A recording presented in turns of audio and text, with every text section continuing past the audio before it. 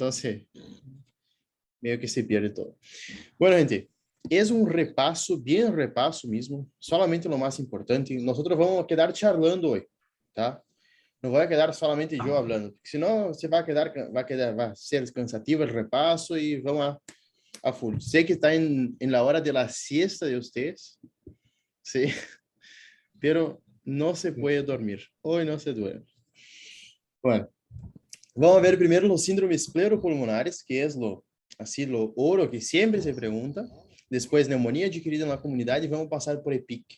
Sí, vamos a pasar por esos temitas ahí que yo sé que son sumamente importantes y que fue pregunta, por ejemplo, mía de mi final en clínica 2 y clínica 1 a respecto de RESP. No sé si les dije, ya les conté que me preguntó o no. Creo que sí. Sí, las Ah, clases dice lo que te pregunto.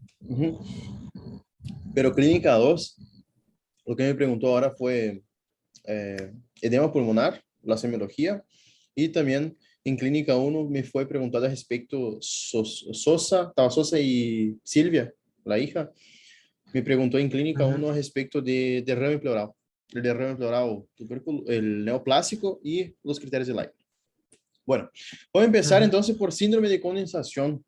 Si es así o sí, es recontra mega mix importante saber. Vamos solo pasar que básicamente es cuando el parénquima se torna, que es blandito, se torna duro. Duro porque puede ser causado por una neumonía, edema agudo de pulmón y hemorragias pulmonares. El punto está acá, gente. Las causas, a veces no, nosotros solo memorizamos que es neumonía, pero no.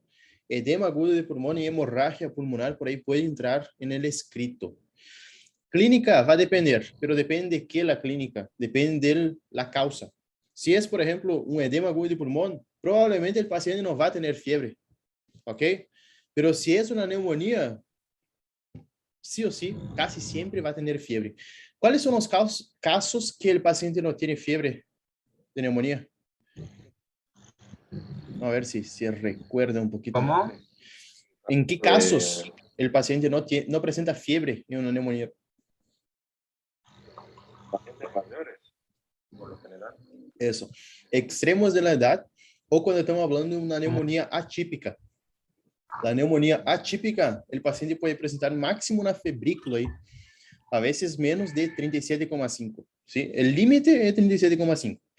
A veces presenta fiebre, sí, pero no es frecuente que presente fiebre en la neumonía atípica. A la inspección, sí, otra cosita, siempre cuando pregunten, por ejemplo, Silvia, Sosa, Miguel, les gusta escuchar en orden. Eso creo que yo dije bien en la clase, pero siempre en orden. ¿Sí? Cualquier cosa que te pregunte de semiología, en orden. Empezar por inspección, palpación, percusión, auscultación. El único que cambia es en la semiología del abdomen. Solo eso que cambia el orden. Pero lo restante es inspección, palpación, percusión, auscultación. Siempre es así el orden. Otra cosita bien importante. Cuando nosotros organizamos el pensamiento, queda mucho más sencillo de recordar el mismo, ¿sí? Cuando nosotros, por ejemplo, no solamente memorizamos la cosa, cuando intentamos entender el tema, queda mucho más sencillo después para recordar. Eso creo que dije para ustedes. Entonces, miren una cosita acá. ¿Ustedes miraron el PDF repaso ahí que les envié? ¿Sí? Creo que sí. ¿Sí? Tá. En la inspección, palpación, percusión y auscultación, yo no escribí nada, justamente para que ustedes escriban a mano al ladito. ¿Qué ustedes pusieron en la inspección ahí? ¿O qué ustedes recuerdan de la inspección de un síndrome de condensación? Algo que yo quería preguntarte de acuerdo de eso. La fascia neumónica, esa la que tenía rubor malar homolateral a la condensación, ¿le digo o es muy rebuscado ya?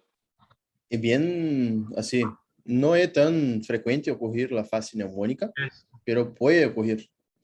Es la misma cosa que la fase mitral. Viste que la fase mitral es difícil de aparecer. Obviamente que la fase de la neumonía, la fase neumónica, a veces es unilateral o a veces bilateral. Entonces ya depende ahí del paciente. Si, por ejemplo, es un niño, va a presentar bilateral, el rubor facial. Entonces yo diría que el paciente va a tener una fase neumónica. ¿Sí? Fase neumónica. Solo diría eso. No me pondría mucho en así bien puntual, porque si no te puede generar otra pregunta eso. y decir así, tal y tal cosa y chao. Ni quedar dando mucha vuelta porque si no te empieza a preguntar y te vuelve. Por ejemplo, si es Honorá, Honorá no escucha mucho, ¿sí? Si es Miguel, Miguel tampoco. A veces quedan ahí pues, manejando el celu, mirando el Instagram, Face. Bueno, entonces, si organizar bien, listo, ya está el tema. Si no te va a preguntar mucha cosa. Otra cosita bien importante es estudia un tema, ¿sí? Elija un tema de cada era. Elija un tema de cada era y estudien bien para presentar. Porque a veces suelen preguntar, ¿quería hablar sobre algún tema? Y vos, sí, bueno, me doy mejor con ese, voy con ese. Entonces, siempre miren el tema que tengan más afinidad y estudien. Mi tema que yo estudiaría ahora para RESP sería derrame pleural. Es sencillo, siempre se pregunta, a ellos les va a gustar mucho si yo, por ejemplo, organizo bien las ideas y presento bien de una determinada forma. Entonces, ese sí o sí, como siempre pregunta y como yo sé que les gusta, listo. Si, por ejemplo, tengo Miguel, me va a tomar Miguel, ¿qué tema estudiarían ustedes? Les doy dos dicas, dos tips. O insuficiencia respiratória, que les gusta mucho. La Ah, parte bueno. aí de insuficiência respiratória. EPOC. O sarcoidosis. Sarcoidosis é mais enfocado. Em minha opinião, é o mais enfocado que insuficiência respiratória e EPOC. ¿Sí? Me acuerdo que quando eu hice a primeira vez quinto, sempre perguntava sarcoidosis. Aparecia um tipo aí, tio, tive sarcoidosis, não sei o quê. Tio, sabia que não sabia. E encima, vou poder acertou. Chegava no fim e dizia, tio, vos não saber porcaria nenhuma de sarcoidosis. Pero também. Bueno, y te aceptabas. Sosa también suele preguntar sarcoidosis. Sosa le gusta mucho a respecto del tratamiento de las neumonías. Neumocitis girovesi o neumocitis carini. No sé si vieron ahí, miraron la fotito ahí. Esa sí o sí hay que saber. Trimethoprim, sulfa y pentamidina. Ya tiene que salir así como si estuviera ya en la lengua. La puntita ahí. Pero bueno, volvemos a síndrome de condensación. Entonces, en la inspección, empiezan siempre por la face, después pasan al tórax, abdomen y extremidades. Yo haría eso, ¿sí? Face, ¿qué puede presentar? Face neumónica. Antes de olvidar, antes de pasar para el tórax, recuerden que tenemos el cuello acá. ¿Y qué pasa en el cuello? La tráquea, ¿sí? Tráquea va a estar desviada. Obviamente que en la inspección es difícil. Si, por ejemplo, agarra un gordito como yo, ¿se puede ver la tráquea acá? No. No van a conseguir ver la tráquea, ¿sí? Si es un delgadito así, bien finito, un palito ahí sí se ve. Pero es difícil, hay que hacer que el paciente mire hacia arriba, todo eso. Y si ustedes dicen eso al oral, porque yo dije eso en el oral, que es difícil inspeccionar la tráquea, bla, bla, les gusta que ustedes hagan así una historita ahí de los temas. Entonces, vamos a la tráquea, después de la tráquea vamos al tórax. Al tórax, ¿qué nosotros vamos a hacer en la inspección? Solamente mirar. ¿Mirar qué? Los movimientos respiratorios. Solamente eso, así por lo más llamativo. Palpación, ahí sí, no olvidar de la tráquea. ¿Tá? Palpación, no olvidar de la tráquea, la expansión de bases y vértices. Eso sí o sí hay que salir. Otra cosita, vibraciones vocales. ¿Sí? Vibraciones vocales, acuérdense que siempre con la mano en la horizontal, nunca en la vertical, ¿tá? Siempre se empieza con la mano horizontal y después cuando nosotros conseguimos percibir algún lugar que parece que vibra más, porque síndrome de condensación vibra más, ponemos la parte cubital de nuestra mano, siempre en la horizontal, ¿sí? Porque ahí nosotros dejamos más fino la palpación y entonces conseguimos delimitar mejor. Otra cosita que pregunta así de examen es, Sosa pregunta, por ejemplo, una neumonía del lóbulo medio derecho, sí, que el lóbulo medio solo tenemos en el pulmón derecho, ¿tá? Dos cositas que yo puedo preguntar. ¿Cómo yo encuentro en qué región del tórax encuentro el bloque neumónico? Y también en qué lado está, si es derecho o si es izquierdo. Porque algunos de nosotros no estudiamos mucho a veces, o nos recordamos de anato. Eso suele pasar. Entonces, siempre recuérdense que es del lado derecho el lóbulo medio y es en la porción anterior del tórax. ¿Tá? Porción solamente en la porción anterior. Si yo A mí percuto... me preguntó Silvia eso.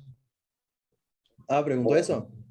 El otro que es característico que se Sí, llama Silvia me preguntó. Ah, ¿qué Porque Silvia me pidió que le describa todo el tórax y le dije todo y después me preguntó, ¿qué? Decide, sí. Es que Mati habló algo y yo no le escuché, pero seguí después pasamos a Mati. Que me preguntó todo de tórax y, o Ujú. sea, división topográfica y eso de tórax y después me preguntó puntualmente eso, lo de la neumonía del lóbulo medio, Tá. dónde iba a encontrar. ¿Y la respuesta salió o no? Sí, sí, sí. Ah, bueno. ¿Qué hablaba Esa fue una Mati? de las cosas que le respondí bien. Ah, No, no, que justo lo otro característico le preguntó a él, que es en qué parte del tórax vas a evidenciar, ocultar más la parte de una neumonía, o no, no, del lóbulo inferior, le dijo. Y sí. quería que haga referencia a que era más que Ah, nada la región posterior. Ah, era inferior. Inferior, sí. Inferior, entonces, quizás sí, detrás. inferior era. Es atrás y en la región axilar. Sí, sí, Epa, Vadita sigue pregunta exacto. que si nosotros ahí escuchamos, por ejemplo, vamos a repasar eso y escuchamos de nuevo, ya queda, ¿no es cierto? Eso sí o sí es para Ujú. reprobar, cara. No sé por qué les gusta esa porquería, pero bueno. A la percusión, cosa bien importante, es sonoro, sonoridad, hasta la zona neumónica. O sea, digo neumonía porque es lo más frecuente que nosotros vamos a recordar, pero ustedes sepan que es edema agudo de pulmón y hemorragia pulmonar, ¿sí? Percusión, otra cosita que puede romper es a respecto de la excursión de bases, ¿sí?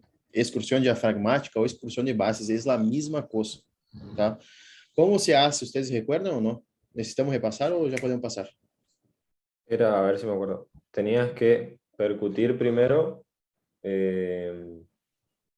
desde la superioridad del pulmón, arrancaba la matidez y después era hasta, no me acuerdo, el límite inferior. Después le pedía que inspire Uhum. y volvía a percutir y marcaba hasta dónde y después que Tá, expire todo.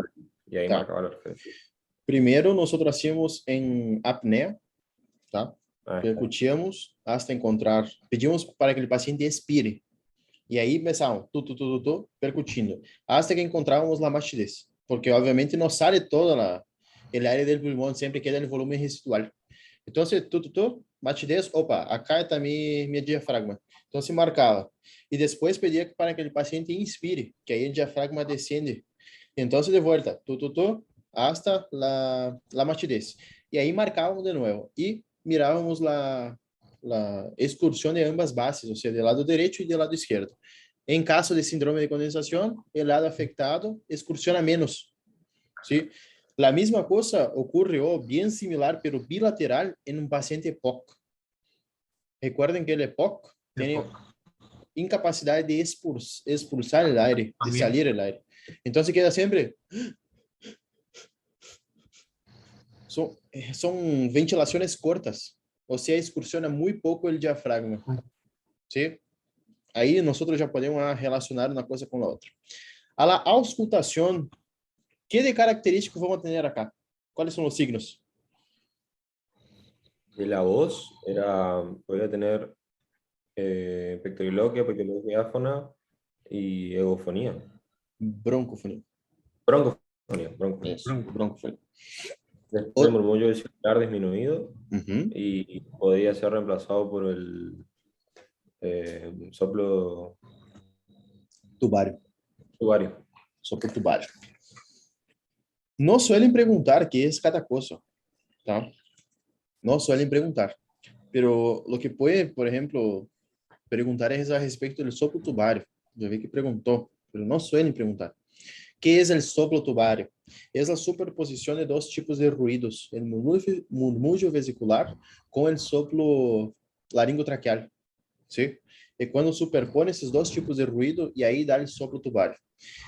Se suele auscultar, ¿y cómo vos percibís eso? Básicamente, de manera bien sencilla, es, yo escucho un soplo laringotraqueal en el medio del pulmón. tá? Ujú. Eso es el soplo tubar. Si por ahí pregunto.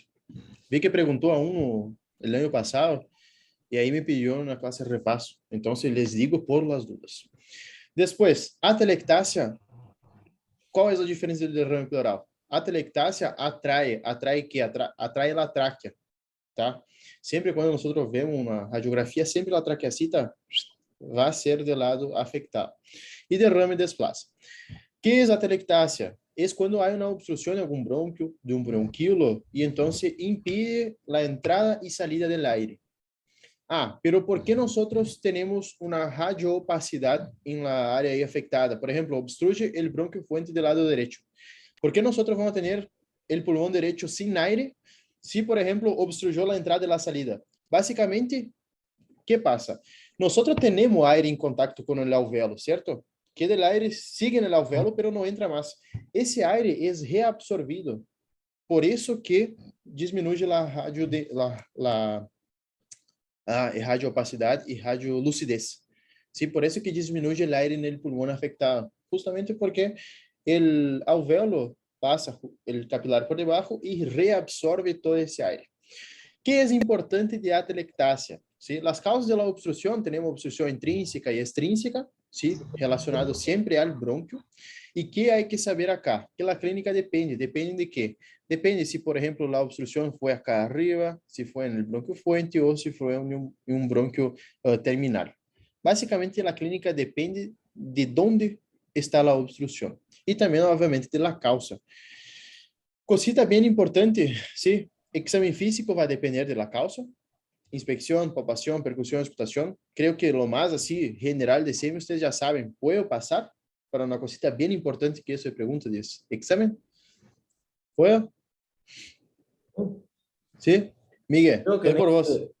creo que en este no pregunto. Sí, sí, No solía pasa que me estás preguntar. hablando. Tá.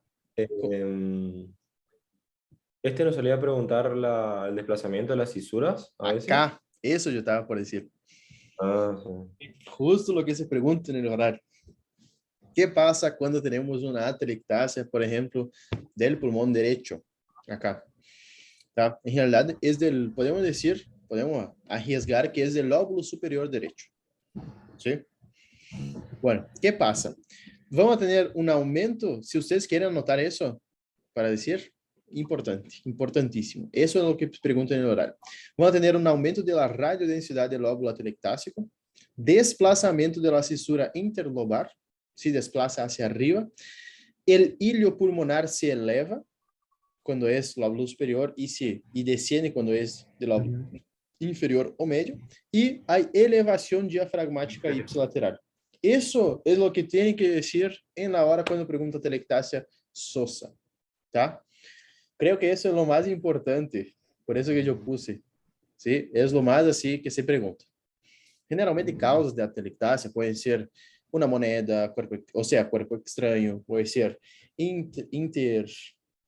intrabronquial o extrabronquial, ¿sí? Extra es algo que comprime, que empuja, y intra es un tumor intrabronquial, algo del género. Lo más, creo que es eso lo más preguntado de atelectasia. Derrame pleural. Ese sí o sí, sepan como la palma de la mano, ¿sí? Definición, todas las pavaditas. ¿Qué es derrame pleural? Como ya sabemos, es cuando acumula líquido adentro entre las hojas pleurales, la hoja parietal y la hoja visceral, más de 50 mililitros de líquido, ¿tá? La clínica va a depender, pero depende que de la causa principalmente. La misma cosa, recuerden honorar.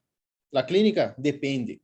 ¿Cuál es el volumen corriente? ¿Ustedes recuerdan cuál es el volumen corriente de nuestro pulmón? 500 mililitros. Não, cara, depende. Ah, tá. Sí, todo depende. Cualquier cosa que les pregunta, depende, puede ser eso, eso, eso. ¿Entienden? Solo para recordar eso, la palabrita depende. Depende del tamaño de la causa. Por ejemplo, no es la misma cosa un derrame pleural mínimo que un derrame pleural macizo. Macizo, ¿eh? Masivo.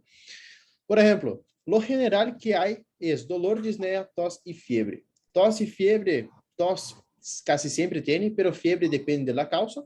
Disnea depende de la gravedad del derrame y dolor depende del tipo. Si es un transudado, generalmente no hay. Si es un exudado, hay dolor. Si el dolor es característico en puntada de costado. ¿Ok? Si nosotros tenemos un derrame pleural bien chiquito, ¿cuál es el estudio que nosotros vamos a utilizar? Bien pequeño. Ecografía. Ecografía. Es la única indicación de ecografía en el tórax, no, en el pulmón. Ecografía pulmonar, la única indicación es el derrame pleural. ¿Cómo nosotros hacemos? ¿Cómo nosotros vamos a repasar el examen físico? Siempre depende, ¿sí? Inspección, depende del tamaño. Palpación, depende del tamaño. Percusión depende. Y auscultación también depende. Todo va a depender del tamaño. Pero lo más característico acá es que, vamos solo a repasar un general así, por derrame. Lo más característico acá es matidez desplazable y recuérdense de la columna. Columna es el único síndrome pleuropulmonar que da columna mate. ¿Sí? Y otra cosa, si el derrame pleural es muy masivo, ¿sí? La tráquea contralateral desplaza, empuja la tráquea. ¿Cómo nosotros estudiamos el derrame? Y acá sí o sí hay pregunta de examen. Laboratorio de rutina, siempre se hace. Radiografía de tórax frente y perfil. ¿Por qué frente y perfil? Siempre, ahora sí, cuando nosotros vamos a rendir cualquier cosa, siempre piden frente y perfil. ¿Sí? No se olviden eso. Porque, va a pedir radiografía para qué? ¿Sí? Justamente para ver el derrame. ¿Por qué frente y perfil? Porque una de frente a veces no me aparece el derrame si es chiquito. Necesitamos de una de perfil porque es en la de perfil que conseguimos ver la porción más profunda del pulmón. ¿Sí? Del tórax, no del pulmón. El costocrónico posterior. Eso. Entonces, ecografía si derrame pleural es muy chiquito, ¿sí? Y otra cosita, toracocentesis. ¿Cómo se hace? ¿Dónde se punza? ¿Y para qué sirve? ¿Tá? Toracocentesis tenemos diversas formas de hacer, pero la más que frecuentemente se hace es cuando el paciente pone, o sea, distancia sus escápulas, cruza el brazo por delante y entonces ahí vamos ahí punzamos. ¿Dónde se punza? Dos espacios intercostal por arriba del borde superior de la matías, ¿era? Eso. O por Uno abajo. o dos, depende. ¿Sí? Por ejemplo, si nosotros empezamos a percutir en un derrame pleural pequeño, no tenemos dos espacios intercostales para punzar. Entonces, depende del tamaño, ¿tá? Pero generalmente suele ser derrame pleural ahí medio, 2/3 del pulmón, lo que generalmente suele presentar a nosotros. Entonces, es dos espacios intercostales por debajo. ¿En qué línea se punza? En la axilar posterior. Axilar posterior. Si nosotros, eso en esa posición acá que el paciente está cruzando el brazo por delante, ¿sí? Aí nosotros punzamos la axilar posterior, 2 líneas por debajo de la matidez. Si, por ejemplo, el paciente está así, que en realidad depende del médico, pero a veces puede pedir para el paciente poner la mano acá en la cabeza y punzar en la axilar media o en la axilar anterior. Pero es más riesgoso. Lo mejor es en la axilar posterior, ¿sí?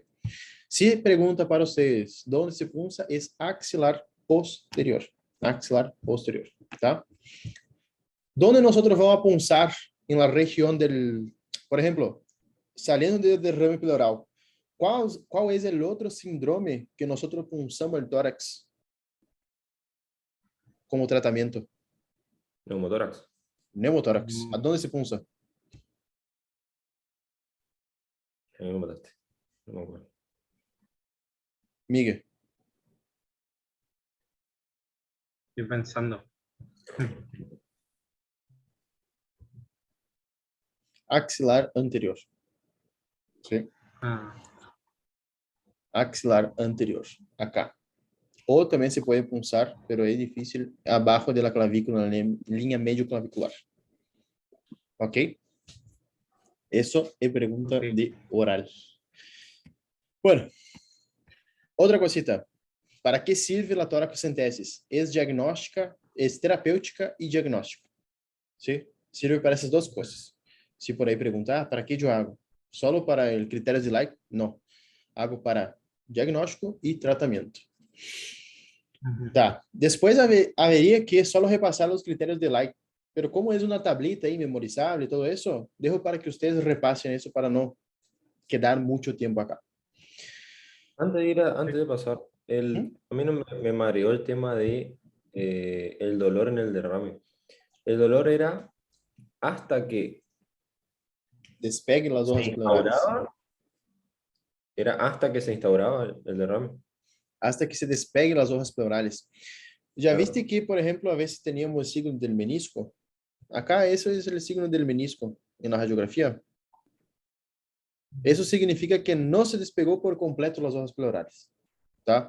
Cuando nosotros teníamos un derrame pleural, por ejemplo, que era totalmente horizontal, quiere decir que despegó las hojas pleurales.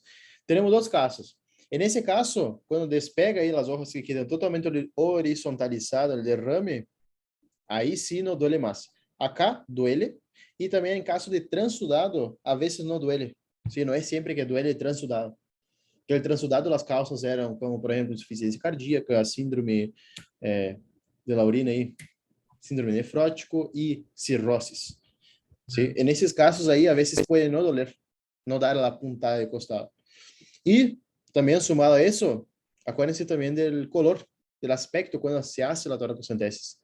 Uno es turbio por cuenta de las bacterias y proteínas que hay en exceso, y el otro es generalmente en cristal de roca, o sea, transparente, translúcido. Esa es la diferencia. Pero del dolor es, se puede decir que es hasta que se despegue las hojas pleurales, o depende también del tipo del derrame. Eso es lo más así, boom, característico. Neumotórax, agora. Neumotórax, lo que se pregunta es la clasificación del neumotórax. Tenemos 4 grados, ¿sí? Acá solamente no tenemos los 4, pero en la radiografía podemos ver los 3 grados. Grado número 1. Sí, siempre recuerden que nosotros tenemos que clasificar el neumotórax de acuerdo a la línea médio-clavicular, ¿sí? Esa es la lineacita acá que nosotros tomamos como, no como ley, sino que como parámetro para si es grado 1, 2 o 3. Grado 1, por afuera de la línea médio-clavicular, como se ve acá. Olá. Grado 2, en la línea médio-clavicular, y grado 3, por adentro de la línea médio-clavicular. El grado 4, se puede sumar, es el muñón colapsado, que ahí sí desplaza todo, Siri no, desplaza todo y ahí genera solo el muñoncito. No sé si ustedes perciben, pero recuerden que aire sube, líquido baja, ¿sí? Nosotros cuando Sí, sí. sospechamos de un neumotórax, siempre busquen acá arriba, ¿tá? Siempre busquen acá arriba. Y también, si es obviamente grado 2, ahí sí ya se puede ver la lineacita acá del pulmón. ¿Ustedes ven la línea? Sí. Sí. Solo esa lineacita ahí ya nos quiere decir que hay aire ahí en las pleuras. Tranqui palanque. Sí. Puse el Mr. Bean ahí para quedar un poquito menos estresante. Gente, falta poco. Imaginen que es solo ese examencito ahí y ya sacan 200 kilos de la mochila ahí. Voy a Después, olvidarte. sí, cara. Esse Clínica 1 realmente, em minha opinião, é mais difícil de Clínica 1 que Clínica 2. É muito mais contenido. Clínica 2 é menos contenido. Obviamente que é um pouquinho mais difícil, pero é menos contenido. Es más fino, igual Clínica 2 es más fino, algunas cosas.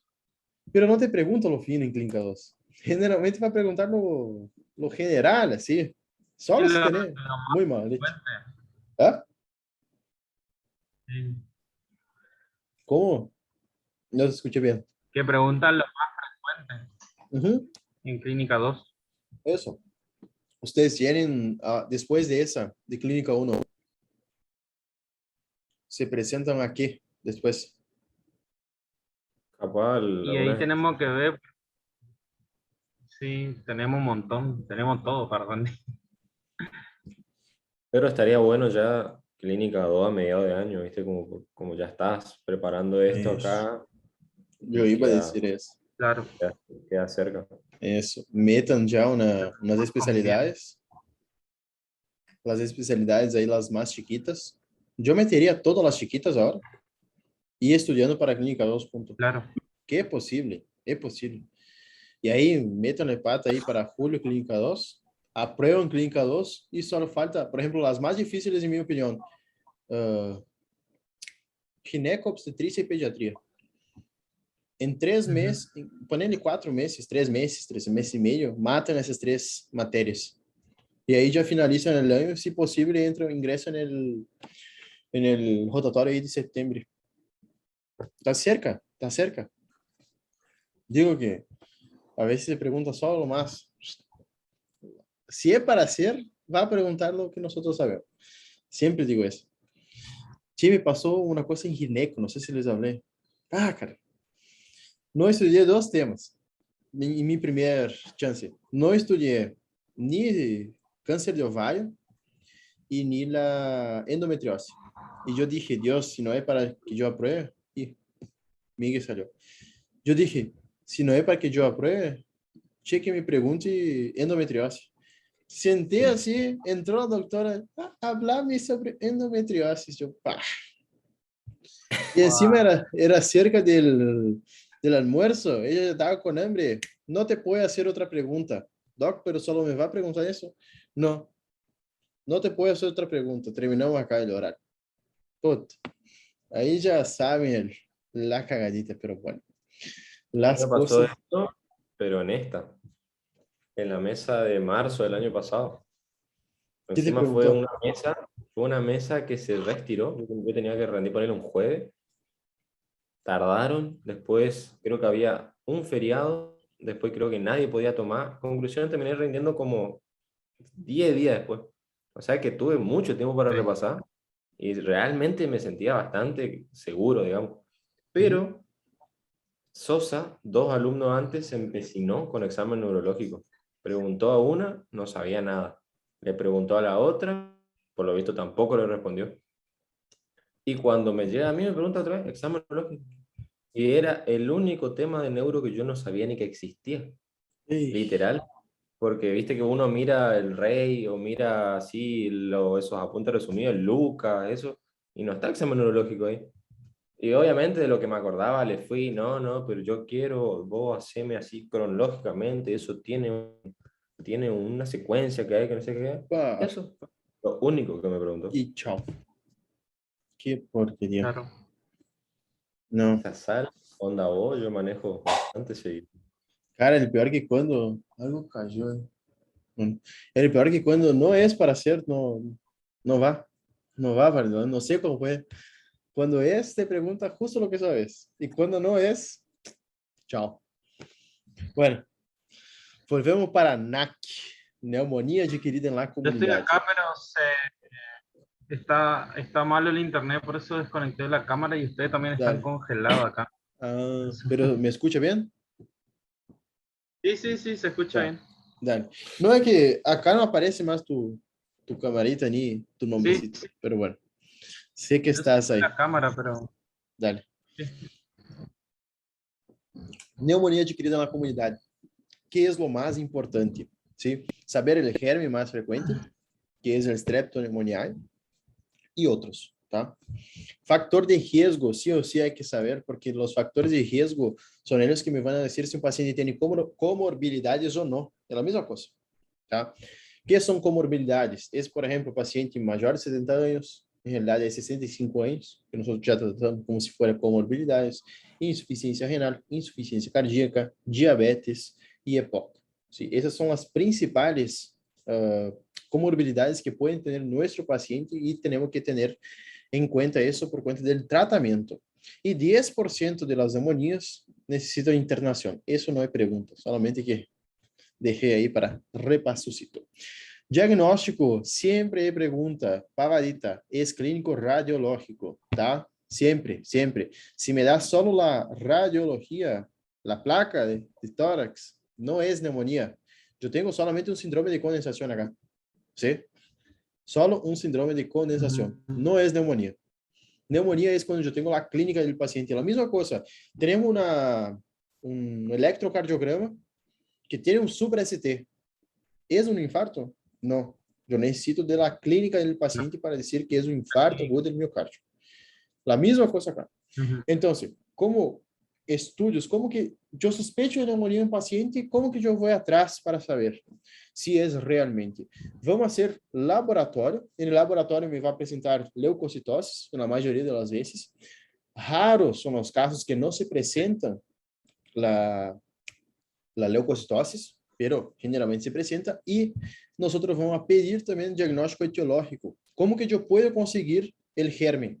Dos métodos, o un hemocultivo, que es cultivo de la sangre, o cultivo de esputo, ¿tá? Esses dos são os melhores métodos que nós temos para diagnosticar, para ser o diagnóstico del bichito. E nós temos que, quando chega o paciente com pneumonia, ou seja, sospechamos, hacemos CURP 65. Isso sempre é pergunta de exame, tá? CURP 65. Confusão mental, uremia, frequência respiratória e blood pressure, que é a pressão arterial sistólica menor igual a 90 milímetros de mercúrio. E a idade, obviamente, 65 anos de idade, sim?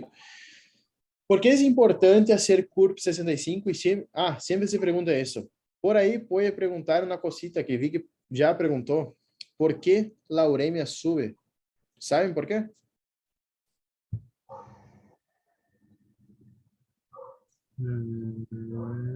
Vamos por el básico. Quando eu tenho uma pneumonia, imaginem COVID. Tenho uma pneumonia por COVID. ¿Sí? ¿Qué me genera? Cualquier pneumonia. ¿Qué me puede generar si ella va evolucionando? Se condensa todo um pulmão que eu tenho. Incapacidade de la hematose, certo? Sí. Se tenho incapacidade de hematose, me pode generar uma hipoxemia ou uma insuficiência respiratória. La insuficiência respiratória, ou seja, acá temos uma infecção e uma insuficiência respiratória. Me pode generar uma sepsis ou uma CIRS ou sepsis. CIRS primeiro, depois uma sepsis e depois uma sepsis grave. Qual é o ponto? La uremia sube por conta de isso. Temos uma infecção e uma insuficiência respiratória. Então, la uremia sube. ¿Sí? É um compuesto nitrogenado, é um desecho nitrogenado. La uremia. Basicamente por isso que sube. Sí, en realidad es por cuenta que, imagínate, tenemos una CIRS, síndrome de respuesta inflamatoria sistémica. Tenemos un aumento del metabolismo de todo el cuerpo. Y ese aumento del metabolismo necesita más oxígeno. Pero como el pulmón no consigue hacer la mitosis, no hace la mitosis bien, entonces empezamos a acumular dióxido de carbono y no conseguimos dar oxígeno para que las células creen el ATP. Acumular no, dióxido de carbono no. Solamente que no llegue el oxígeno para hacer el ciclo del Krebs y hacer el ATP. Por eso que empieza a acumular urea. Por eso que aumenta la uremia. Pero para Sosa, la uremia es un dato así que no es tan... Hay que saber, pero no es tan así fidedigno. Porque ustedes van a ver que acá dice 40, pero hay algunas guías que dicen 60 de uremia. Y hay otras que dicen 30. Yo le pregunté eso en una clase y ella dijo, no, eso no es de ley así que tenés no que saber, sino que no tener que buscar siempre eso. Porque, por ejemplo, llega un paciente con confusión mental, frecuencia respiratoria mayor de 30 y hipotenso y tiene más de 65 años, obviamente que ese paciente ya va a UTI, mínimo en sala, después obviamente a UTI. Sí, entonces ese es el razonamiento que ellos quieren que nosotros tengamos. Llegó mal, sospecha de neumonía, CURP 65, veo si va ambulatório, en sala o en UTI. Eso quieren escuchar. ¿Y por qué debemos saber eso? Debemos saber eso, además, que el paciente está en mayor riesgo o menor riesgo y también por cuenta del tratamiento. El tratamiento no pregunta la dosis, ¿tá?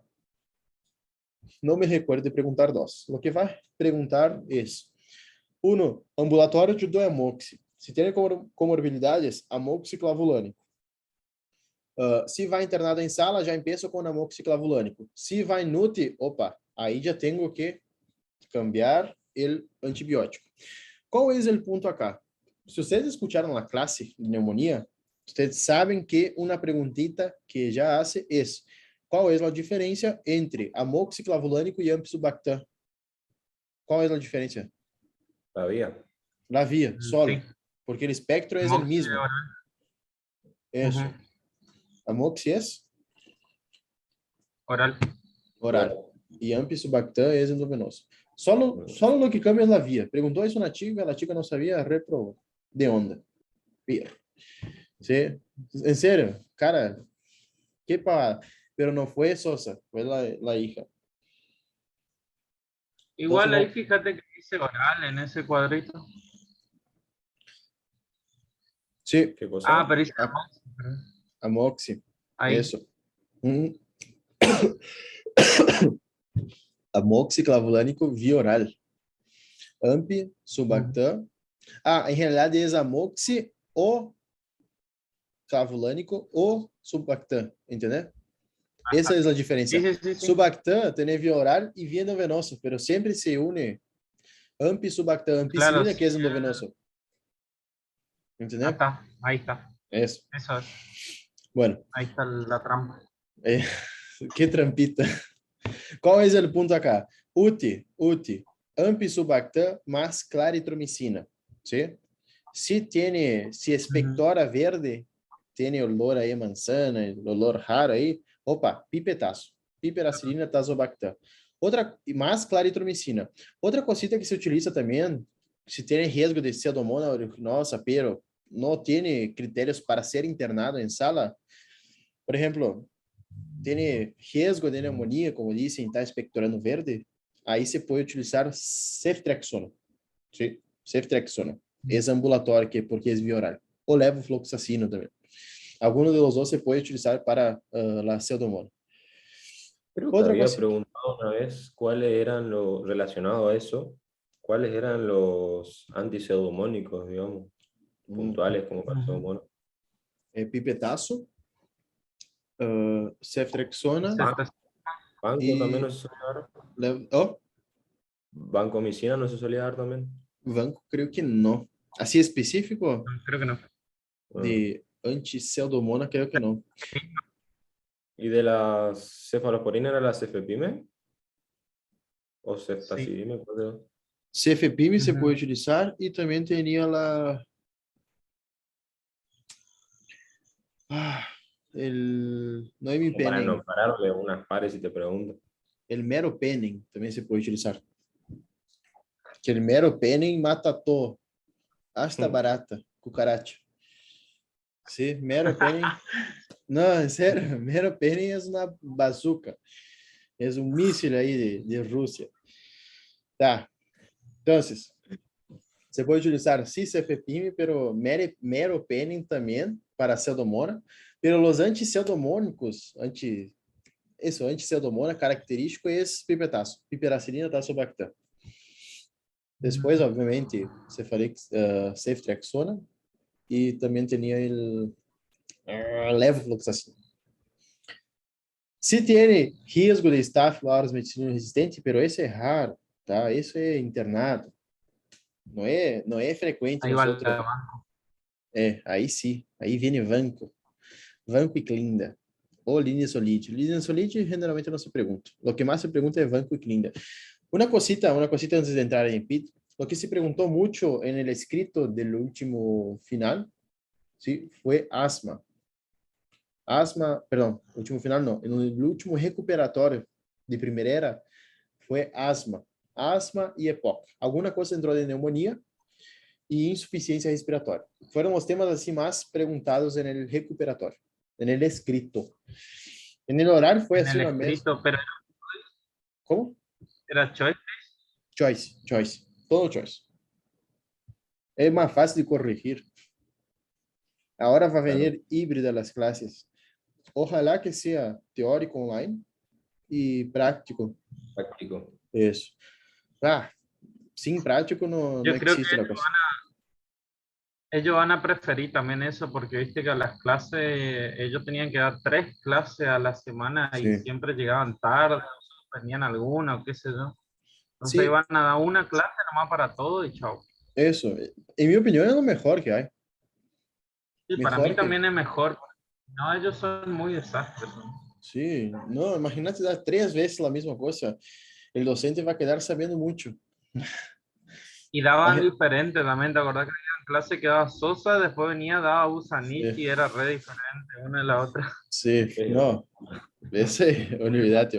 Ojalá que Busanich dé la mayoría de las clases ahora, que así ellos no repasan mucho y siempre repito la pregunta. Otra cosa. Ah, siempre casi siempre los docentes saben más algo. Entonces, por ahí en las preguntitas que ustedes ya tienen, sí, les voy a enviar. Creo que ya les envié en el grupo otro preguntas de horario, ¿no es cierto? Sí, sí. Es el final de Clínica Creo que 2. Estudié de ahí. Me salía re bien, ¿sí? Entonces, miren las preguntas del oral. Siempre repite, siempre repite.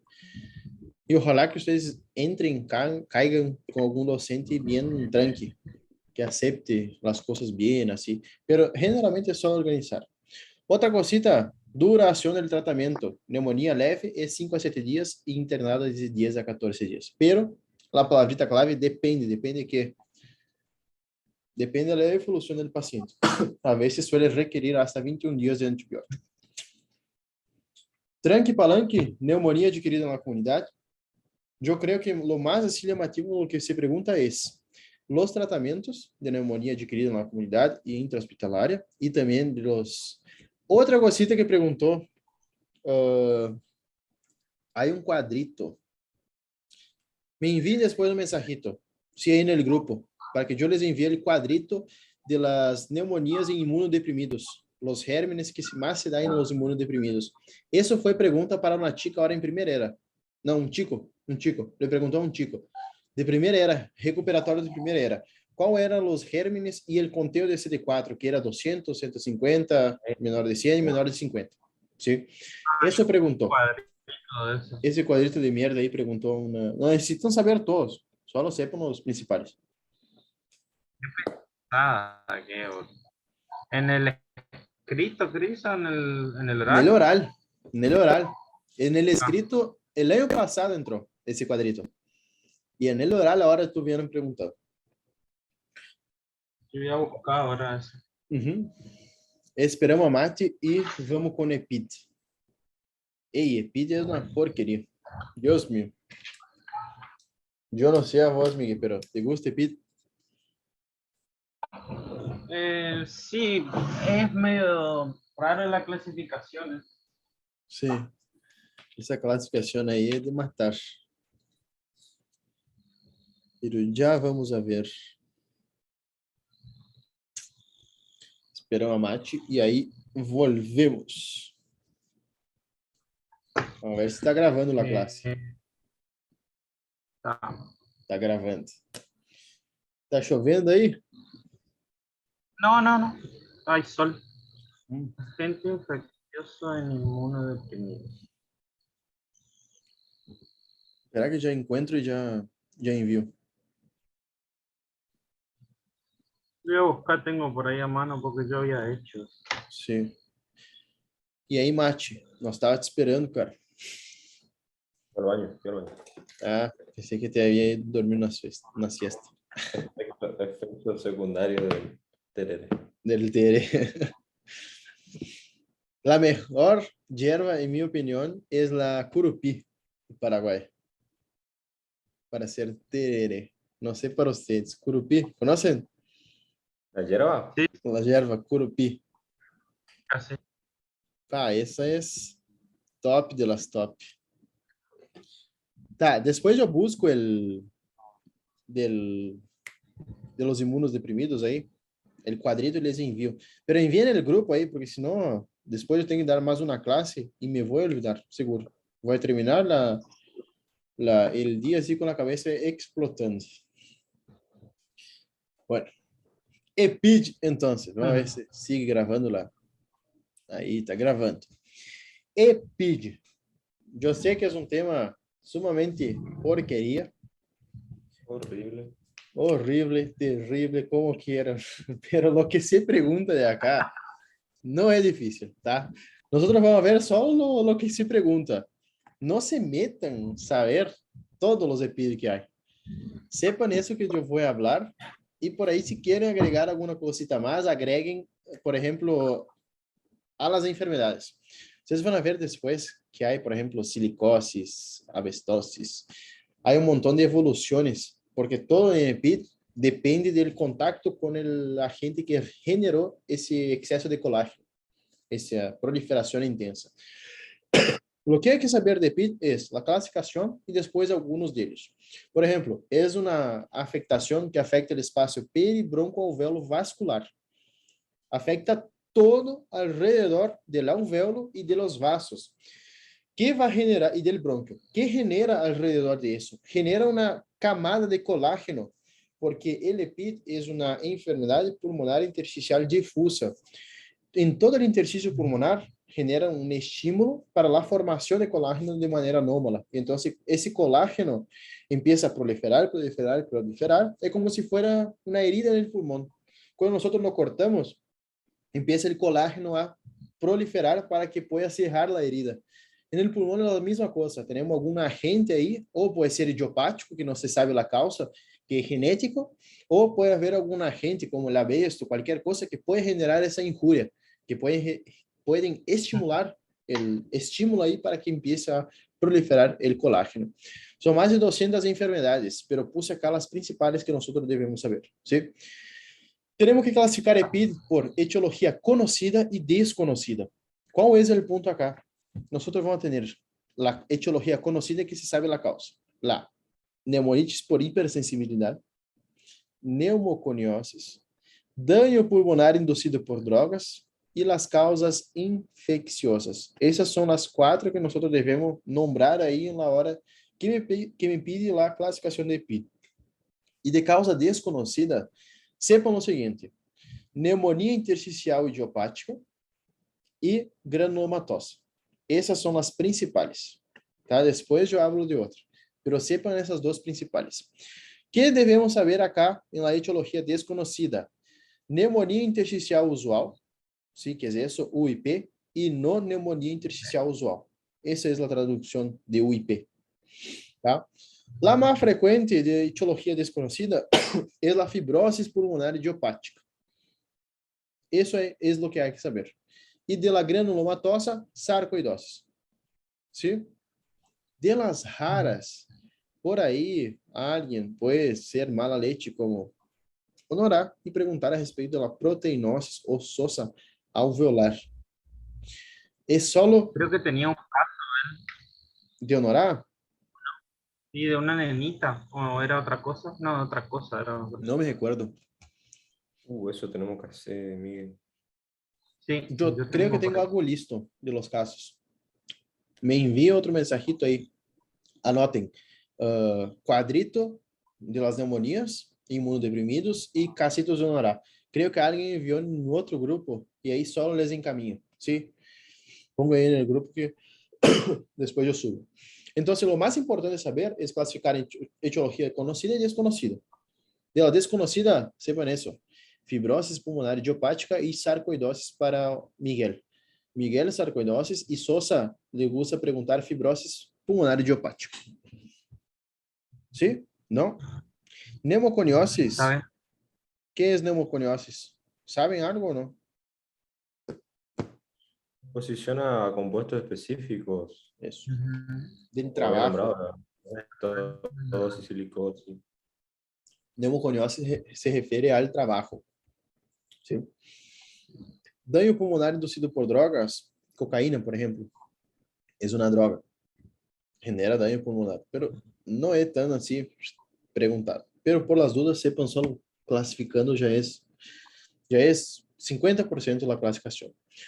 Eso que se pregunta en EPID, clínica, tá? Taquipneia, disneia progresiva y tos seca. Cuando hice el final de clínica 1, tenía un choice que me pedía si era EPIC, si era EPOC, qué era. Recuerden que me recuerdo que daba un casito y ahí pedía que era. Recuerden que el EPID da una cosita bien característica que es esa, disnea progresiva, ¿tá? Empieza en los mínimos esfuerzos, después, cuando el paciente hace esfuerzo, por ejemplo, va a andar en bici 80 kilómetros, ahí le da disnea, ¿no? No, básicamente es lo siguiente: taquipnea casi siempre tiene, pero disnea es progresiva, ¿sí? Empieza a leve ejercicio, después moderado, después empieza ejercicios intensos, después moderados, después leves. Esa es la evolución.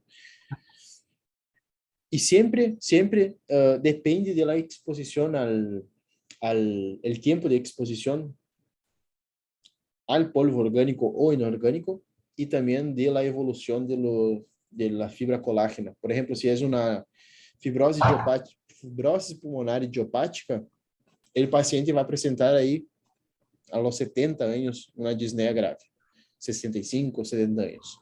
Si es, por ejemplo, a abesto, una exposición a abesto, por ejemplo, el paciente ya presenta antes, porque depende de su exposición al abesto. Puede haber dolor subesternal, en el caso de la sarcoidosis, hemoptisis.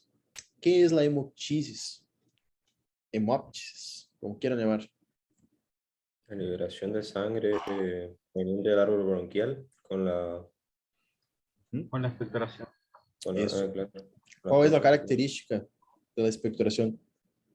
El color rojo rutilante, creo que decía, como bien rojo vivo. Y puede Eso. tener también burbujas de aire o cosas así Muy específicas. bien, muy bien. Astenia y pérdida de peso son frecuentes porque es la misma cosa del EPOC. ¿Se recuerda que teníamos el bronquítico, el predominio bronquítico y el predominio enfisematoso? ¿Cuál de los dos era magro y cuál era gordo? El bronquítico crónico era el que estaba gordito, digamos. Gordito. El enfisematoso era el delgado. ¿Y ustedes se recuerdan por qué de eso? Que uno era delgado y el otro gordito. ¿No era por el esfuerzo respiratorio que tenía que hacer? Era mucho mayor. Ahí, el esfuerzo del enfisematoso el enfisematoso tenía mucho más disnea que el bronquítico. Y ahí tenía que hacer mucho más esfuerzo. Por eso que queimaba más calorías. Fisiopatología del EPIT. ¿Se recuerdan de algo o no? De fisiopato. Del EPIC. EPIC, tá. EPIC tenemos básicamente, es solo imaginar. Tenemos exposición en el caso de una neumoconiosis. Tenemos la exposición a ese polvo orgánico o inorgánico, que puede ser los dos. Y entonces esa exposición nos va a generar un mecanismo de hipersensibilidad. O sea, una proliferación anómala de los fibroblastos o del colágeno. Se va a depositar en el espacio peribroncoalvéolo vascular y entonces va a generar el EPIT. Que eso, todo ese colágeno en el espacio peribroncoalvéolo vascular o llamado interstício, genera una incapacidad que el pulmón disminuye el compliance pulmonar, o sea, el paciente no expande y ni retrae de manera adecuada el pulmón. Y eso genera el EPIC. ¿Sí? Otra cosita, como el colágeno es depositado en el interstício, recuerden que acá tenemos el alvéolo y acá tenemos vamos a imaginar, y acá tenemos el vaso sanguíneo, ¿sí? El vaso sanguíneo es ese. ¿Qué pasa? Vamos a dejar eso. El vaso sanguíneo es el negro y el alvéolo es mi mano. Cuando nosotros tenemos EPIC, obviamente que un poquito ya avanzada, tenemos una camada de colágeno acá, ¿sí? Entre el alvéolo y el capilar. Y es eso que impide, y por eso que se da la mala difusión de los gases. El alvéolo está tan lejos del capilar pulmonar que no consigue hacer una hematosis eficaz, o sea, el intercambio gaseoso de ingresa oxígeno y sale dióxido de carbono. ¿Sí? No consigue hacer de manera adecuada. Por eso que los pacientes presentam disnea. E por isso também que a disnea é principalmente em esforço. Por quê? Em esforço necessitamos mais oxígeno. E quando estamos em repouso, nosso corpo meio que se adapta à quantidade de oxígeno que temos. Em exercício não há tanta adaptação como em repouso. Então, por isso que a disnea se apresenta principalmente no exercício. E é por isso que em alguns casos clínicos vai te dar que o paciente quando faz exercício tem cianosis distal, generalmente nos dedos. Pode apresentar assim el casito clínico. Al examen físico de EPIC, eso también pregunta además de la clínica, es la misma cosa, taquipnea, disnea progresiva y tos seca, eso hay que saber. ¿Sí? Otra cosita, el estertor es seco y es generalmente como EPID afecta todo el pulmón, no afecta solamente un lado, es bibasal o biapical. o en todo el pulmón, al fin de la inspiración. Si es en bases, son colágenopatías. Si es en vértices, ahí ya tenemos que nos recordar de sarcoidosis y espondilitis. Eso de acá no pregunta, ¿sí? Lo que más se pregunta es eso, que va a presentar el paciente estertores secos bibasales al fin de la inspiración, además de taquipnea, disnea progresiva y tos seca. Eso es lo que se pregunta en EPID, ¿sí? Y eso es lo que la mayoría no, o pasa de largo o no se recuerda. Es lo más importante. Es solamente como decir, ese tiene EPOC o ese tiene EPID. Claro que el EPOC tiene el tórax entonel, toda la cosa. Pero cuando te pregunta así, opa, ya tiene que venir taquipnea, tos seca y disnea progresiva. Y obviamente estertores secos. En la neumonía, recordar que hay crepitantes, pero ¿cuál es la diferencia? Que tiene fiebre y expectoración, ¿sí? En neumonía tenemos fiebre y expectoración junto. ¿Y cuál es la diferencia entre neumonía y EPIC también? EPID generalmente afecta ambos pulmones. E pneumonia é difícil que afecte ambos pulmones. Generalmente é só um lado ou só um lóbulo, ¿sí? Isso é perguntita também de oral. Sí ou sí, Honorá perguntou isso. Se um paciente só apresenta disneia, tos seca e crepitantes, é um EPIC. E se é em ambos lados do hemitórax. Em ambos hemitórax, perdão. Como nós estudamos um paciente com EPID? Bueno, paciente vino a la consulta e nós temos que, sabemos que, sospechamos que é um EPID, mas temos que saber qual é a causa. Laboratório, principalmente pedir, só o mais importante, ¿sí? Pedir anticuerpos para buscar as colágenopatias. Electrocardiograma e ecocardiograma vão buscar a mesma coisa, hipertensão pulmonar. ¿Por qué un paciente con EPIC, un paciente que vive en grandes altitudes, puede tener hipertensión pulmonar? Pregunta de Honorá. ¿Cómo? Perdón. ¿Por qué un paciente con EPID o en el cual vive en grandes altitudes tiene hipertensión pulmonar o puede desarrollar una hipertensión pulmonar? A la secundaria de la hipoxemia crónica. Secundária da hipoxemia crônica. Isso. Aí genera vasoconstricção da artéria pulmonar e isso generava com que o ventrículo direito tinha que hacer mais força. ¿Sí? A largo plazo, hipertensão da artéria pulmonar. Irreversível. Qual é o tratamento da hipertensão pulmonar? Estadios finais. Sencillo. Está na cabeça. Estadios finais. Tratamento da hipertensão pulmonar em estadios finais.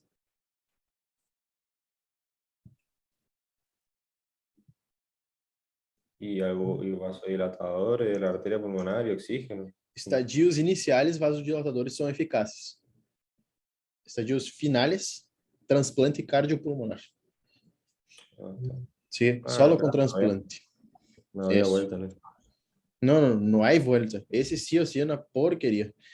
Las mujeres sí que deben le gustar. El hombre en los estadios iniciales. El tema de la hipertensión pulmonar, ¿cuál es el punto acá? Es que genera mucha sintomatología, mucha disnea. El paciente tiene un decaimiento así de la vida. ¿Cómo se decía cuando tiene un decaimiento de su no actividad diaria? Del placer por la vida, por así decir, no me acuerdo la palabrita ahora. Tenía mucho. ¿Cómo? Apatía. No. Cuando, por ejemplo, nosotros ahora estamos bien.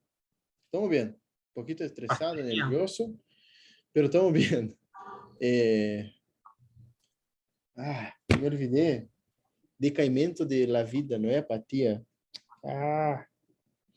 Bueno, después viene. Tiene muchos síntomas, entonces atrapalha su vida normal, así por decir.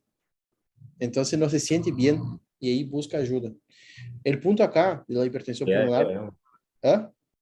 Afecta la calidad de vida, digamos. A calidad de vida, ahí. Entonces, eso, tiene muchos síntomas, mucha disnea. Y esa es la principal principal motivo de consulta em paciente com hipertensão pulmonar. Radiografia de tórax, obviamente que depende da causa, pero generalmente vai apresentar infiltrado intersticial, a veces se pode ver em vidro esmerilhado, ¿sí? Obviamente que depende da causa, e aumento de lírio pulmonar. Tomografia, infiltrado, adenopatias e aumento iliar. Qual é a enfermidade que nós vemos em clínica 2 e em clínica 1 que vão ter adenopatias e aumento de lírio pulmonar? É uma enfermidade granulomatosa. ¿Tuberculosis? Como? ¿Tuberculosis? No. É granulomatosa tuberculose, pero nós vemos em clínica 2, na parte aí de reumatologia.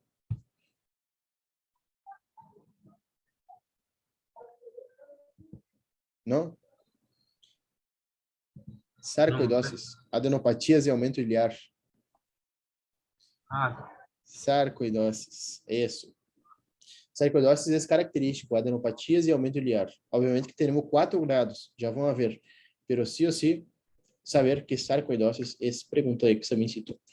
Prueba de função pulmonar. A melhor prueba que há para estudar um EPID é DLCO, que evalúa a difusão dos gases. E é a primeira a alterar-se quando teremos uma alteração aí da difusão. Fibrobroncoscopia com lavado broncoalveolar, se busca a causa, e biópsia pulmonar, quando suspeitamos, por exemplo, não temos certeza do diagnóstico, aí se hace biópsia pulmonar. ¿Sí? Vamos agora para as pneumoconioses, solamente para lo que mais se pergunta. Pneumoconioses são enfermedades pulmonares produzidas por la exposição a polvos ambientales inorgânicos. Aí temos abestosis, silicosis, depois teríamos mais lá antracosis e beriloses, tá? Qual é o ponto acá? La abestosis, lo mais característico é que, e já vi que entrou em um escrito, em um choice, es que tiene riesgo al mesotelioma. ¿Sí? ¿Se recuerdan qué es el mesotelioma? No es necesario recordar, pero... Mesotelioma, ¿no? ¿Nada? A mí se me cortó recién, no escuché nada de lo que dijeron. ¿Se recuerdan qué era el mesotelioma?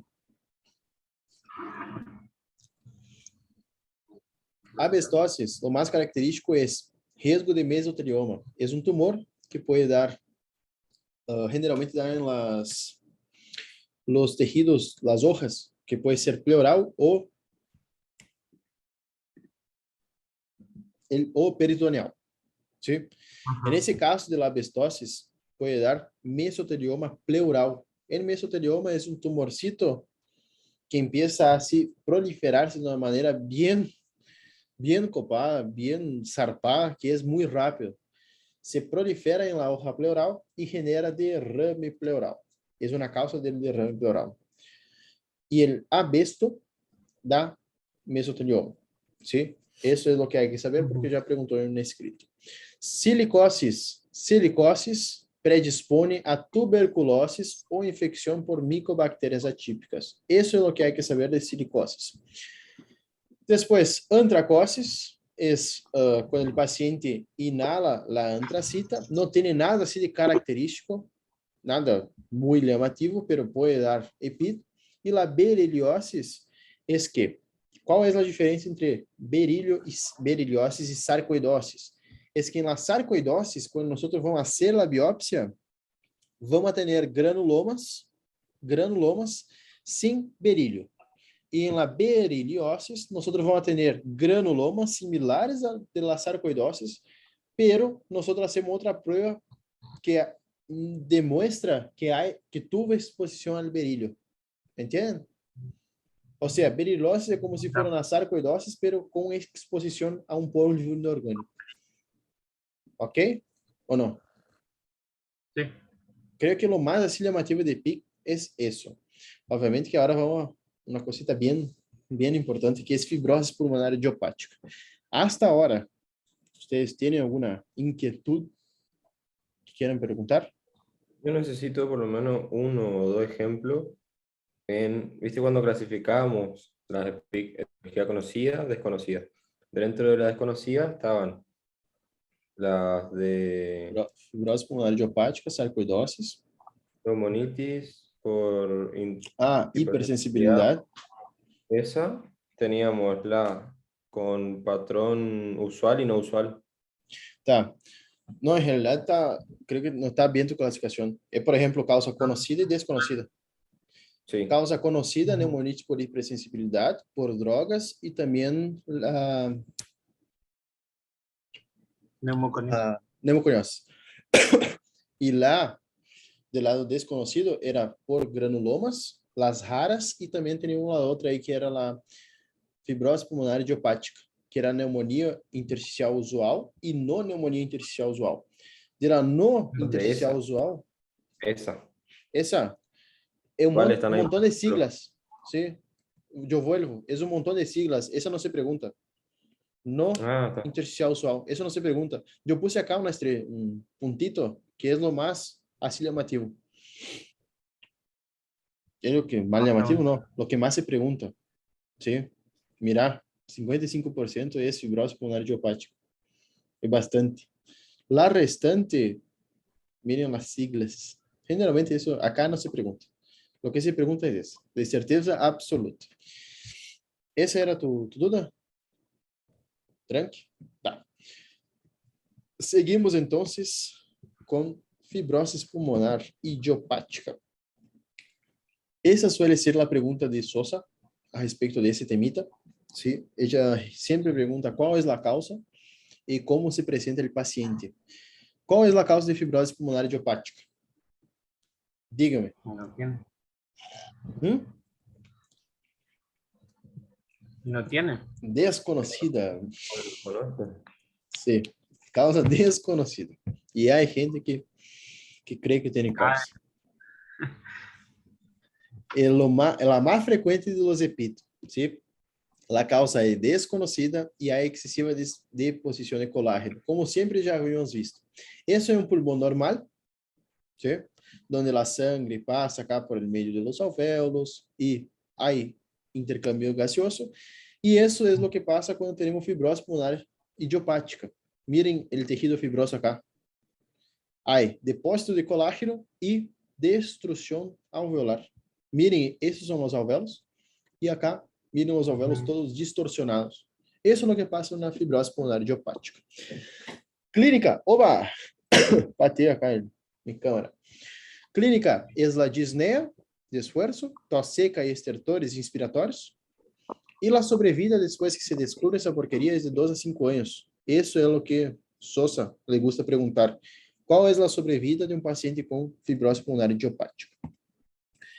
Nosotros cuando vamos a estudiar un paciente con fibrosis pulmonar idiopática, es la misma cosa de antes. Radiografía de tórax, TAC, DLCO, lavado broncoalveolar y biopsia, si nosotros necesitamos, ¿sí? Porque cuando ya tenemos el diagnóstico de fibrosis pulmonar idiopática, generalmente no se suele necesitar biopsia, pero obviamente que para confirmar, para, por ejemplo, realmente saber si es una FPI o si es una neumoconiosis, necesitamos de la biopsia. ¿Sí? Entonces, en la biopsia, nosotros vamos a tener un proceso linfoproliferativo con poca o nula inflamación. Hay poca inflamación, por eso que ellos no tienen fiebre. Sí, eso es una de las características. Mas, lo que hay es el depósito del colágeno. Y así es lo que se parece en una placa de tórax. ¿Sí? Miren el patrón característico que es en vidrio esmerilado, acá también. Acá se puede ver la dilatación de los bronquios. ¿Sí? Alguna cosita acá. Miren bien la pared del tórax en contacto, la destrucción de los alvéolos. ¿Sí? Hay una distorsión y depósito del colágeno. El colágeno da ese colorcito acá más blanquecino y la distorsión ahí de los alvéolos va a dar esos agujeritos ahí que se presentan ahí cerca de la pared del tórax. Y miren la edad del paciente, sexo masculino, 79 años de edad. O sea, si el paciente ya se presenta así, en esa edad, sobrevida de 2 a 5 años, aproximadamente. Tratamento, eso también es pregunta de oral, ¿tá? No hay tratamiento efectivo, solamente lo que hay que hacer, hay unos antifibróticos, pero son muy caros, pero no hay como conter, no hay como parar esa evolución. ¿Sí? Siempre va a proliferar. Lo que nosotros podemos hacer es retrasar un poquito más y dar como 6 meses a 1 año más para el paciente de sobrevida. Pero no es una sobrevida con calidad de vida, ¿sí? Entonces, solo para decir que está ahí presente y listo. Ese es el punto. Se puede utilizar medidas higiénico-dietéticas, como siempre, la vacunación y dejar de fumar. La talidomida mejora la tos. La pirfenidona es un pirfenidona. ¿Se recuerdan que era la pirfenidona, que no me acuerdo? No, no sé. No. Ni Ey, me suena tampoco. no. Era Ahí uno de los busco. caros. Ese era uno de los fármacos caros. Un antibiótico, dice que es. Sí, pero es Es un caro. antibiótico selectivo para esto, para la fibrosis pulmonar idiopática. Eso. Sempre quando... Fibrótico, perdón. Antifibrótico, ¿no es cierto? Ah, sí. Eso. É caro. Esse é caríssimo. Caríssimo. Os antifibróticos são caríssimos. São os últimos tratamentos ali que salieron. Pero é como estava falando. Não temos como retrasar, parar a evolução. Temos só como, não temos como parar, temos só como dar mais 6 meses de vida, 1 ano aí para o paciente. Citotóxicos são os quimioterápicos que são utilizados e depois o transplante pulmonar. Qual é o ponto acá? Paciente 80 anos, vai a transplante pulmonar? Vai aguentar um transplante? Não. Por la edad, Por la edad, não. Então, o transplante pulmonar se reserva, por exemplo, a uma pneumoconiose, que aí o paciente se apresenta aos 50 anos com uma EPID, e aí, opa, já ingressa a la fila de transplante para que pueda ser.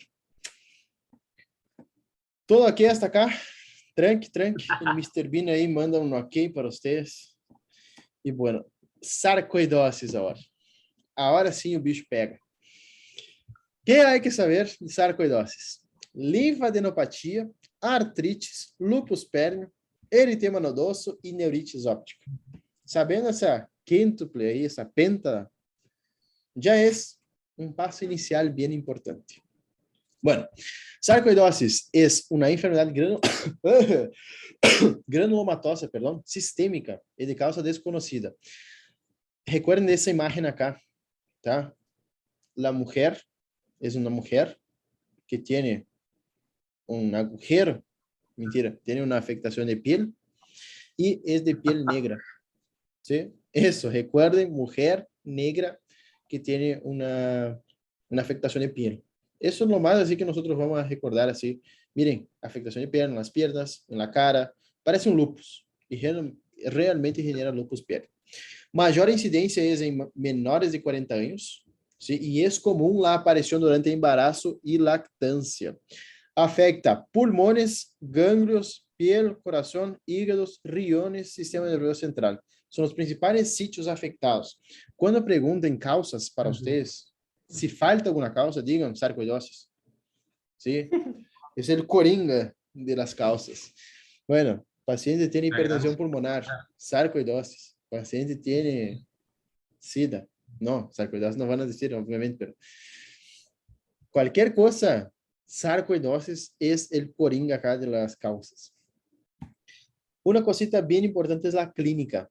Asintomático em 20%, agudo subaguda em 30% e insidiosa 40, 70%. Ou seja, não é que se apresenta assim. Asintomático em 20%.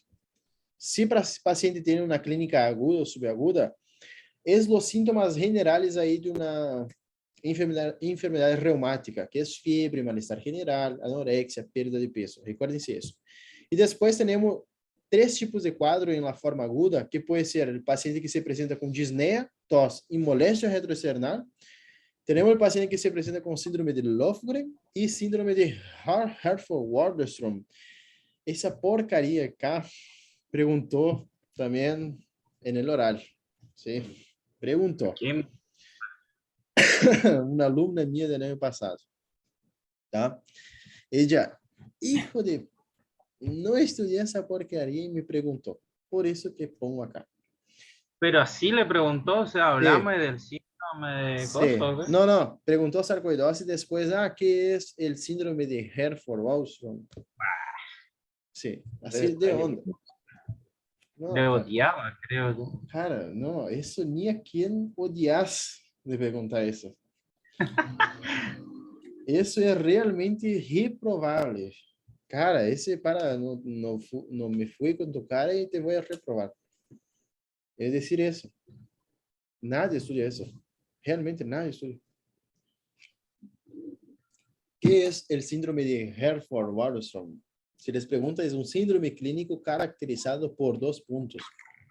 Fiebre, agrandamento parotídeo, uveitis anterior y parálisis del séptimo par.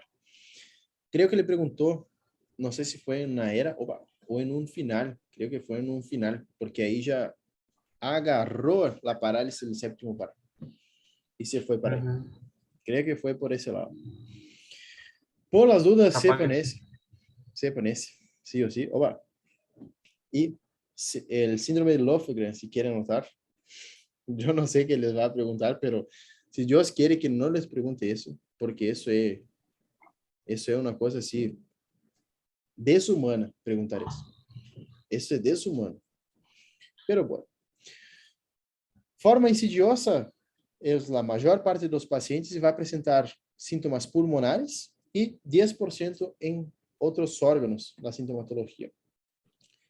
Bueno, recuerden que sarcoidosis afecta pulmón y piel, ojo, hueso y eso.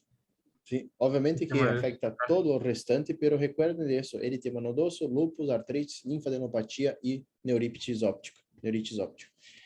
Recordando eso, ya es un paso enorme para sarcoidosis. Como que nosotros estudiamos el paciente? Estudiamos con la radiografía. Es con la radiografía o con la TAC que nosotros conseguimos clasificar nuestro paciente si es estadio 0, 1, 2, 3 y 4. En estadio 0, la radiografía es normal. Estadio 1 tenemos compromiso iliar, los ganglios van a estar aumentados.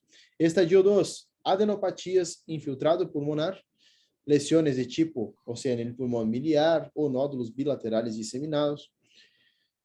Estadio 3, solo infiltrado pulmonar, y estadio 4, ahí ya hay fibrosis pulmonar, que solamente va a afectar un 5 a 10%. Lo más frecuente es eso: ganglios aumentados. Recuérdense que en sarcoidosis es agrandamento iliar y adenopatías, ganglios aumentados. Eso es lo característico de sarcoidosis que ustedes tienen que recordar, ¿sí? Las palabritas claves que yo diría para recordar de sarcoidosis es agrandamento iliar y agrandamento, o sea, ganglios aumentados de tamaño. Y la función respiratoria obviamente es compatible con ¿quién? ¿Qué patología? Un EPID. ¿Sí? Un EPID, o sea, DLCO disminuida. Acá podemos ver, visualizar los estadios. El 0, como habíamos dicho, es normal. Estadio 1 y 2 son el 2 es el más frecuente, ¿sí? El 1 y el 2 son los más frecuentes. El 1, miren, agrandamento iliar, después acá tenemos agrandamento iliar con adenopatías. No se puede ver bien las adenopatías, pero tenemos que imaginar. Acá sí, imaginación. Lo mejor para estudio de adenopatía sería un ataque, pero como no tenemos el ataque acá, no guiamos por eso. Estadio 3, lesiones. Estadio 4, fibrosis pulmonar. Más periliar. ¿Cómo? Que la fibrosis es más periliar en este. Eso, miren acá. Y periliar, y miren los ápices, no afecta los ápices, es bibasal. Eso también puede ser lo característico. Ella tiene nódulos, igual en este último. Sí, acá hay un nodulito, acá no, acá también puede ser un nodulito, realmente. Acá también, mira, un nodulito. Acá tiene más patrón miliar, no sé si ustedes concuerdan conmigo, pero parece sí un montón de puntitos. Bueno. ¿Cómo nosotros estudiamos y cuál es el tratamiento de un paciente con sarcoidosis? ¿Sí? Lavado broncoalveolar es lo ideal acá, y eso es pregunta de oral, ¿tá? Descrito, alveolitis linfocítica el paciente va a tener. Recuento de linfocitos mayor de 20% y relación CD8 CD4 mayor de 3,5.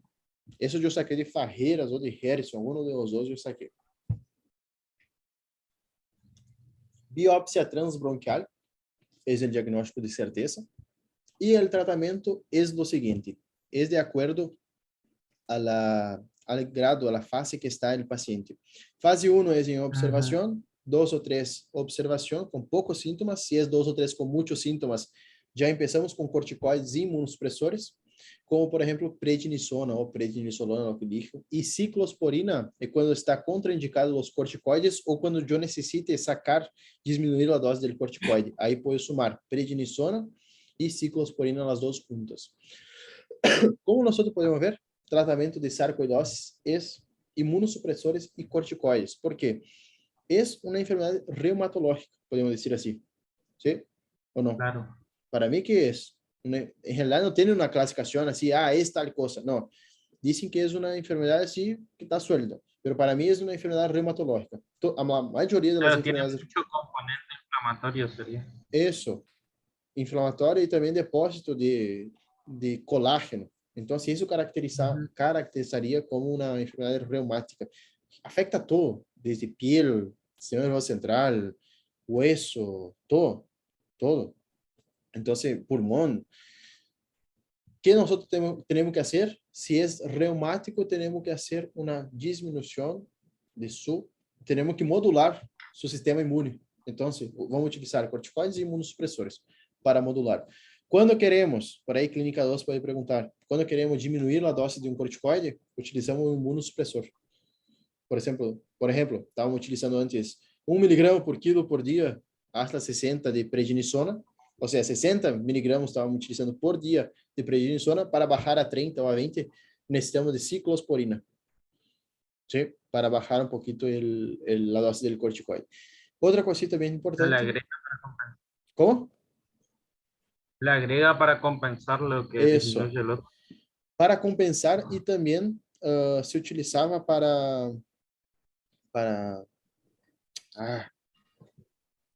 às vezes para sacar por completo el corticoide. ¿Ustedes se recuerdan para qué utilizaban la mesalacina? ¿Qué enfermedad de clínica 1, mesalacina? Mesalacina. ¿No era para la enfermedad inflamatoria intestinal? Cara. Era. No era. Es. Muy bien. No era. Es. Vamos a ver.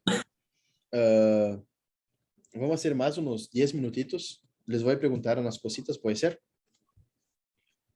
¿Está bien? Y ahí vamos a ver. ¿Puede ser o no? Sí, yo estoy acá. Aviso. Tá. Insuficiência respiratória. Voy al baño rápido, me lo le pregunta a mí. Tá. Ah, huiste, perra. Tá. Esperamos entonces, porque tengo que ir al baño también. Espera, ya vuelvo. Vayan todos al baño entonces. Sí. Tenemos tiempo para pesquisar.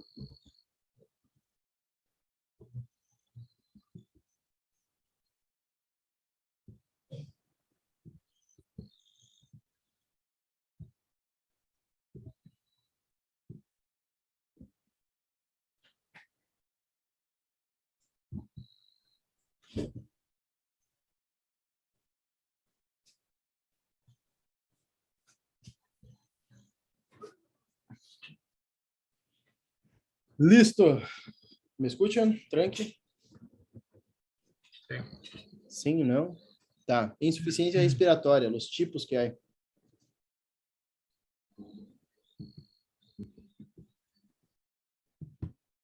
Yo por momentos escucho todo como Intermodal. lento.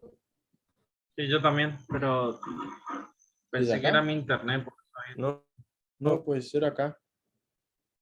como que se habla como cámara lenta.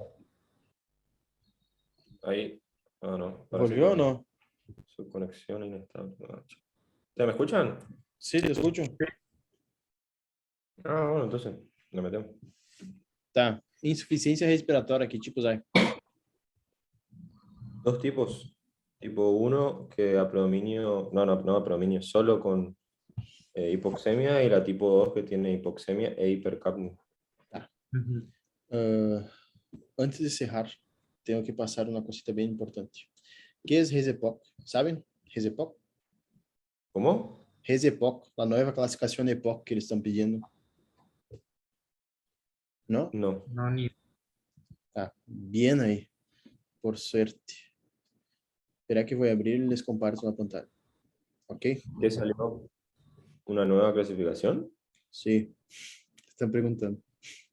¿Verdad? Espera, déjame eu encontrar acá e comparto na pantalla. Acá. Y en el nuevo Gina no cambió nada, ¿no? Porque lo que vos pusiste en tu clase era lo que nosotros ya teníamos. Sí, lo que cambió fue, y por eso estoy hablando, esa parte es que, espera que voy a compartir la pantalla. Lo que fue así de más llamativo fue lo siguiente. Sí. Ah, lo que cambió del año pasado, parece año, espera que voy a cerrar só un poquito acá. Cambió de Gina del año pasado, o de 2019 para 2021, fue lo siguiente. Antigamente nosotros utilizábamos solamente el SAVA, podríamos utilizar solamente SAVA para el rescate del paciente, pero se vio, hicieron estudios y se vio que no tenía mucho éxito cuando el paciente, por ejemplo, el asma es una enfermedad crónica, es una inflamación crónica. Se vio que tenía mucho mejor, o sea, el paciente controlaba mucho mejor el asma cuando se utilizaba no solamente el broncodilatador, sino que un IX junto. Una beclometasona, uma mometasona, uma fluticasona. Sim, então, eles estão dando agora para o resgate, quando necessário, em todos os escalones, X formoterol, no solo SAVA, ¿sí? No solo SAVA, es X formoterol.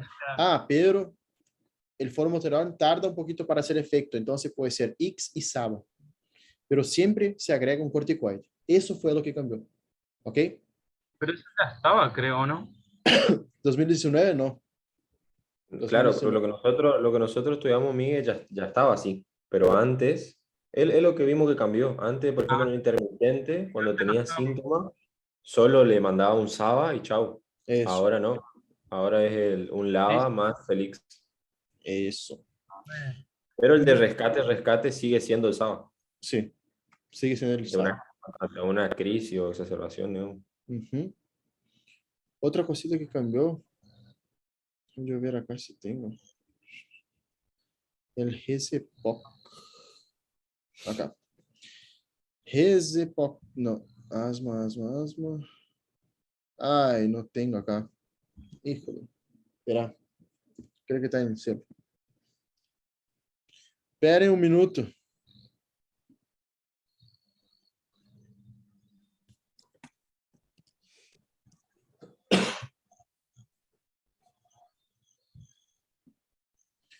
Um minuto.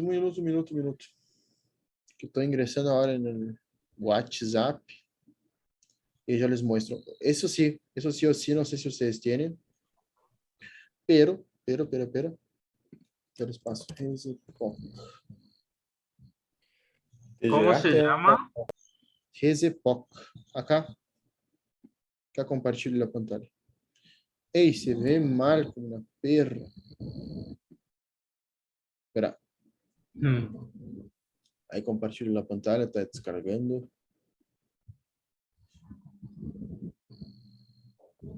Que isso foi o que me perguntou em Clínica 2. Justo le había preguntado a una... Ese fue Miguel. ¿Se fue Miguel? No, Miguel No, tampoco. ¿quién No te fue. preguntó eso? Fue Busanich. No está descargando esa porquería. Ah, no te creo. Tá. ¿Qué cambió de Resepoc para esa guía ahí que de POC? ¿Sí? Les voy a mostrar la foto que tengo. Tá mal. nem voy a decir qué cosa, pero está fea la foto, pero ya les pueden encaminhar, ¿sí?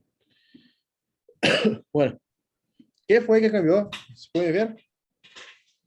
Sí, ¿Se ve bien o bien mal? se lee, se lee. Tá. Se ve ¿Qué bien. cambió de Gold para RGPOC? Que es lo que están preguntando. Hay que saber cuál es la clasificación de acuerdo a la obstrucción, disnea, exacerbación, la misma cosa, y ahí clasificamos el paciente en riesgo bajo y riesgo alto. ¿Sí? El paciente que tiene riesgo alto o riesgo bajo, de acuerdo a su nivel de obstrucción, disnea, exacerbaciones, nosotros vamos a medir una cosita en la sangre del paciente, que son los eosinófilos. ¿Sí? Paciente que tiene más de 400 eosinófilos en sangre, vamos a utilizar X, corticoide inhalado. ¿Sí? Corticoide inhalado, eso. El paciente que tiene menos de 400 eosinófilos, no se le da corticoide inhalado. Solamente el paciente que tiene mayor de 400 eosinófilos vão utilizar corticoide. Eso fue lo que cambió la guía. O sea, pueden utilizar el GOLD de la misma forma que nosotros vimos en la clase, A, B, C, D, A, B, C, D, ¿sí? Y agregar que en la nueva guía de 2021 de RGPOC fue adicionado que si un paciente presenta eosinofilia mayor de 400, ahí se da corticoide inhalado para el paciente diario. Si el paciente tiene menos de eso, no se indica corticoide inhalado. Básicamente eso es lo que cambió. Después les envío ese PDF que está bien copado y bien resumido, solo para repasar esa parte. Sí, fue lo que me preguntó en mi final de clínica 2. Lo más así, top de los top, creo que era eso. Bueno, gente, me voy a preparar para la próxima clase que tengo que todavía dar más una clasecita ahí introductoria. Opa, está abierto mi WhatsApp. Ahí cierro. Cualquier duda que ustedes tengan, me envíen un mensajito en el grupo o en privado, lo que quieran. ¿Sí? Como sé que ustedes están estudiando juntos, sé que van a matar hoy sí o sí RESP. Vean esa partecita ahí y repasen mañana esa parte de RGPOC. Es solo leer, ¿sí? Anoten eso del 400 eosinófilos, que no sé si hay ahí escrito, pero es 400 eosinófilos, ¿sí? Les envío ahora, entonces, me envíen en el grupo qué tengo que enviar, que es ese PDF ya les envío, después el de la El de los neumonía casos, ¿verdad? y los casos, eso, tá. Igual envíen en el grupo porque envío algo y me pasa algo por la cabeza, alguien me llama y saben cómo es la cabeza. Está bien. ¿Les gustó la clase de repaso? Sí, está bien. Sí, tuve. Creo que pasamos ahí por un montón de temas y vimos lo más importante. Cualquier duda que ustedes tengan, repasen EPOC y asma, obviamente, eso sí o sí. Y insuficiencia respiratória, la fisiopatología de insuficiencia respiratória. Edema agudo de pulmón, dejen para estudiar junto con cardio. Cardio. Con cardio, que ahí queda todo junto ahí. Y ustedes ya repasan todo. Muchas gracias, Miguel. Muchas gracias, Mati. Gracias a vos. Nos vemos vemos, ahí en Chris. bici. Sí, dale. Sí, pues. Nos vemos. Abrazo, gente. Cuídense. Dale. Chau, chau. Chao.